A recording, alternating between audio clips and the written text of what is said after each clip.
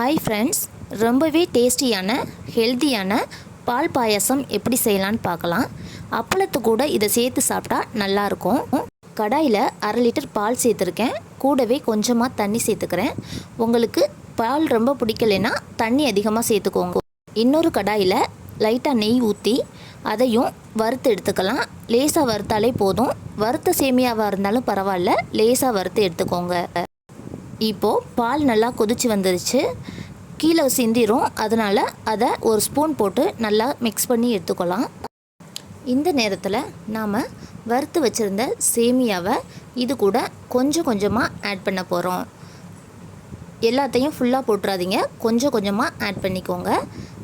இப்போது நான் ஒரு 10 நிமிஷம் ஊற வச்ச ஜவ்வரிசி இது நல்லா ஊறி வந்திருக்கு. இதையும் இந்த பாயசத்தோடு ஆட் பண்ணிடலாம். ஆட் பண்ணி இதையும் கிண்டி எடுத்துக்கலாம். இந்த ஜவ்வரிசியை போட்ட உடனே கிண்டி விட்டுருங்க, இல்லைனா கீழே அப்படியே தங்கிக்கும். அதனால் அதையும் நல்லா சேர்த்து மிக்ஸ் பண்ணிக்கலாம். அடுப்பை மீடியம் ஃப்ளேம்லேயே வச்சுக்கோங்க.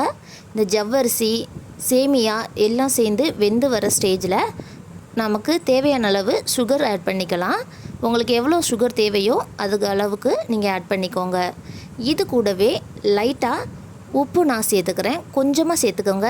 எந்த ஸ்வீட்டாக இருந்தாலும் லைட்டாக உப்பு சேர்த்தா ரொம்பவே டேஸ்ட்டு நல்லாயிருக்கும். இது கூட 2 ஏலக்காயை நல்லா தட்டி அதையும் சேர்த்துக்கிறேன். இந்த ஏலக்காயை சேர்த்த உடனே பாயசமும் நல்லா கமகமன்னு மணக்கும். இதுக்கப்புறமா பாயசமும் ரெடியாகி வந்துருச்சு. இப்போது நம்ம ஸ்டவ் ஆஃப் பண்ணிடலாம்.